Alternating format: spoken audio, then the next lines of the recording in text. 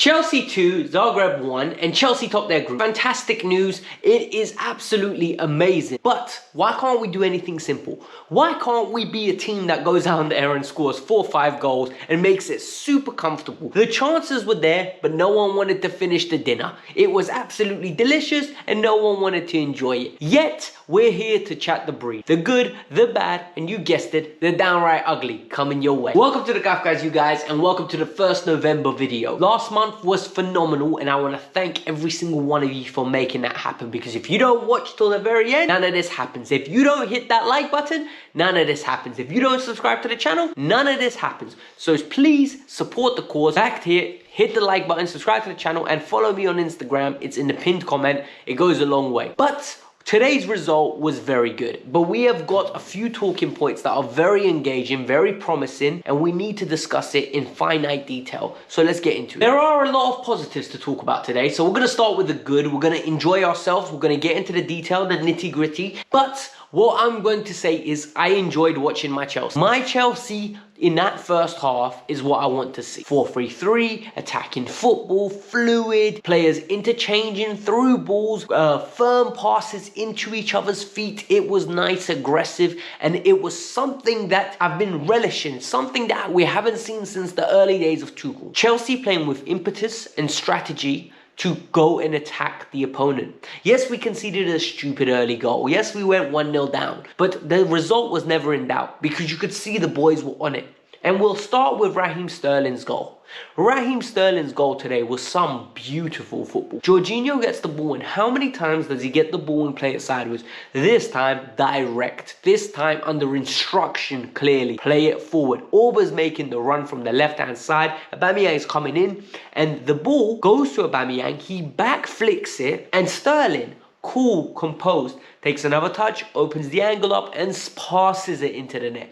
And you know what? Raheem Sterling's celebration absolutely said everything. He's been hearing it. The pressure's been getting to him because a lot of people have been calling him out. And his performance today was one of a player that had a point to prove. He had a good game. He becomes our top goal scorer. Should have got another one when Kai Havertz put it on his foot around 10 yards out, middle of the goal. And Sterling done what Sterling does best. Boots it over the bar from that position.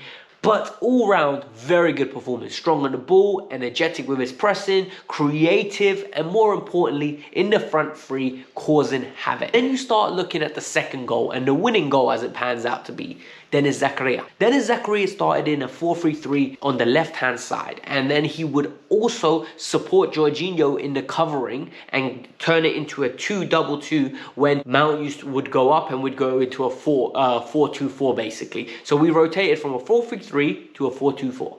And it was really nice to see in the sense that a midfielder with legs and some energy, getting around, winning the ball back and keeping it simple. It's something that a fit Kovacic does very well. He gets the ball, he drives it and carries it and releases it. And Zakaria was trying to do something similar. He's not got the dribbling skills, and nor has he got the passing of a Kovacic, but he had a very good first half performance. He played 6 passes into the final third, and more importantly, he got a very good goal by supporting the attack. I hate when Chelsea used to attack, right? And we never get people into the box. Today, we got the men into the box. There were people making forward runs onto the front post, the back post. Zakaria was waiting for it. It gets cut back from Mount after Mount goes on a solo run. And then once it's cut back, it deflects into who? Guess who? Zakaria. Zakaria picks up the ball, absolutely smacks it, smashes the thing nicely. Defender on the line, can't do anything. There's too much power on it. Chelsea 2-1, he's smiling, he's happy. I love to see it. This is what we're here for. We're here for smiling, we're here for dominance, and we're here for great performances. And they weren't the only two that played well. I thought the front three today really got me excited from what I want to see from Chelsea going forward. I don't think the personnel is the right front three. I don't think Aubameyang is here for the long run. But can you just imagine a Leao instead of an Aubameyang on the left? A Sterling on the right and a Kai Havertz. You got 2 speed merchants that can dribble, that are direct. And it was what Aubameyang done today. Cutting in, took a shot, hit the crossbar, linking up play. His assist with the back flick was phenomenal. His urgency with the press was even better to see. Aubameyang led by example, an experienced veteran that had a point to prove, and I love to see it. A lot of people will say, you know what, Aubameyang didn't score again today. Doesn't matter. When you play like that, performances will lead to goals. I'd rather his performances stay at this level and then the goals will come. Trust me on that one. Kai Havertz today, cheeky touches left, right and centre. A cross in the first half where he found Raheem Sterling. It was unbelievable. Like that cross, he literally didn't even look, curled it in. Raheem's first touch got away from him. Then he put it on a saucepan for Raheem, didn't go. He had a header that was clear, saved by the keeper very well. Other than that, Kai was very neat and tidy, and he reminded me of a Kai Havertz that is actively becoming more and more confident.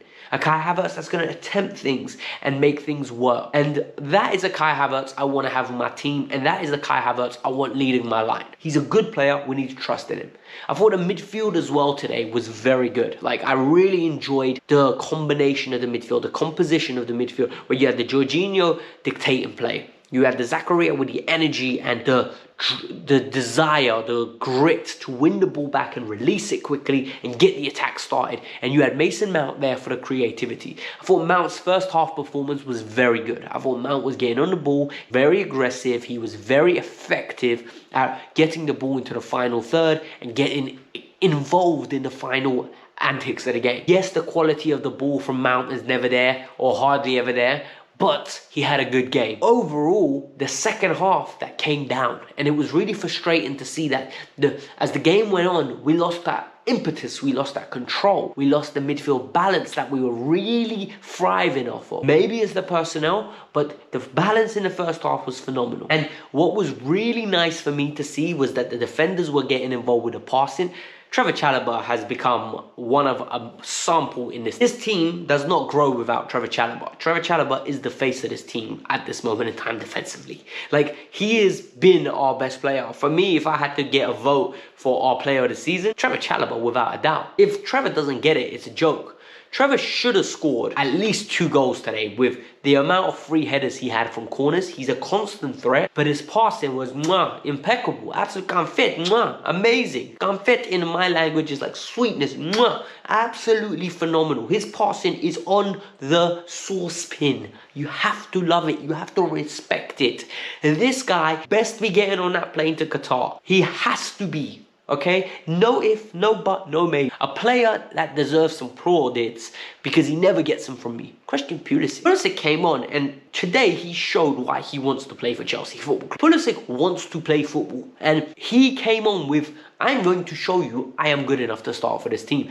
And in this system where you have the Pierre-Emerick Aubameyang on the left, where you have the Raheem Sterling on the right, Pulisic has a role. Pulisic has a role, and if we can give him an opportunity, maybe he can take it. Because he came on, he created a chance for Conor Gallagher to score, he created a chance for himself, he created a few opportunities where he dribbled in and out of people and laid it off nicely, and the final ball was poor. He had a very good cameo. For out of all the players that came on the pitch, Christian was the one that ensured he gave Potter something to think about. And I respect it and I love it. Then you had Potter. Potter got a lot of criticism for not putting a lot of youngsters on the bench. Why? What is the point of putting these youngsters on the bench when you've got no intention of using them? Potter's job is on the line. And I think you don't understand when I say something of that magnitude. You're like, he's not going to get sacked. He's not going to get sacked. But if we didn't win today and he played a whole host of youngsters, no one would remember that. People will start saying, oh, Chelsea haven't won a game in 3. Oh, he's a little bit shaky. Oh, this is not good. Potter needs to get his system embedded in this first team. Ten Hag done it, and it's been evident. They literally started slowly. Ten Hag would just use the same players in the Europa League, build them up. Now, all of a sudden, they're starting to get his fundamentals right. We need to do the same. We need to keep playing the players that are consistently going to play. There is no point planning for tomorrow when there is not a tomorrow. You will get sacked if the results go badly. So well done, Potter, for playing your best team. That's my personal. The bad, I'm sorry to be negative, okay? But Azpilicueta's crossing in that final third needs to improve. There were so many occasions Aspi got the ball and just the final ball was just not there, and it ruins attacks because in my head I'm thinking, oh, imagine Cucurella on the other side, imagine Reece James on this side, and there's nice crosses and people getting in the back stick, and then there's goals. But yet you've got Ben Chilwell and you've got Azpilicueta, and it's like Dumb and Dumber. You know, like it's inflexible and unflexible. Literally, they don't know what they're doing in it. Aspi, when you need to cut it back, he hits it over the top, it goes out of play. When he needs to cross it accordingly, he just overdoes it. And then you have Ben. Ben has a clause in his contract that he's not allowed to pass forward. If he does, he gets fined. It's the only logic I can think of, because Ben Chilwell is absolutely pathetic at getting his head up and just releasing them. Very, very basic player. Everything's safe, everything's sound, everything's, shall I release it? Do I need to do it? I don't know. Stop it, bruv. Absolutely stop it, okay? You're really irritating me, and watching him play hurts my eyes. I really mean it. Like, I'm being harsh. Maybe I am. I think with Aspi, I know what he is. He's 33 years old. He's old. He's not meant to be at Chelsea, but he's doing a job for us because Reece is injured. So I'm not going to be too harsh on it. But with Ben Chilwell, you're meant to be in the prime of your career. You're a £50 million player. Step up, for crying out loud. I've had enough of this lackluster performances. Basic Ben, that's what I'm going to call him. And then the second half, right? And this really upset me. This is the final bad thing about today. The performance in the second half from the substitutes was lackluster. You've got Ruben coming on, Ruben looking like Ruben, so everything's done in slow motion, everything's done with a little bit of cool, calm, composure, but nothing. A whole load of nothing. You got Gallagher missing chances, you've got him not releasing the ball when he should, and all of a sudden you got Thiago Silva coming in, not taking his headers, like bread and butter stuff. It just wasn't a professional performance. There should have been more. I expected more in that second half. I wanted 4 goals, I wanted 5 goals, because they were there for the taking. Yet we just let them linger in, and at the end they almost got a penalty. Like, literally, can you imagine if they got a penalty and they scored the goal, and then all of a sudden, it's Chelsea draw 2-2 to Dinamo Zagreb? Why? When we have the opportunity to go out there, humiliate a team, mark a statement for the rest of Europe and say, we are here, estoy aquí. But no, we don't do that. We never do that. We absolutely blunder chances left, right, and centre. And the substitutes, in my opinion, should have done more. That's just my personal, venture. That's my personal rant. A lot of you won't agree with me. I think we should have done more. And finally, the ugly. And the ugly here today is 2 more injuries I've piled up on Chelsea FC's doorstep. Look, this is always going to be a disgustingly horrible, horrible, horrible schedule, right? And a lot of people you need to rotate, you need to do this. Well, look, Zakaria hasn't been playing, right? But he pulled up with, I think it was a hamstring, and he came off early, and all of a sudden, look what happened, right? Then you have Ben Chilwell pulling up at the end, and it just means now we add to the collection of players that are out. Fofana, James, Kante already out for a long term. You don't know what's going to happen with Zakaria. Ben Chilwell pulled a hamstring, guaranteed he's out at least till the World Cup. He might go to the World Cup, but his hamstring's tight. There's no way he's going to be even playing, most probably for the first 2 weeks.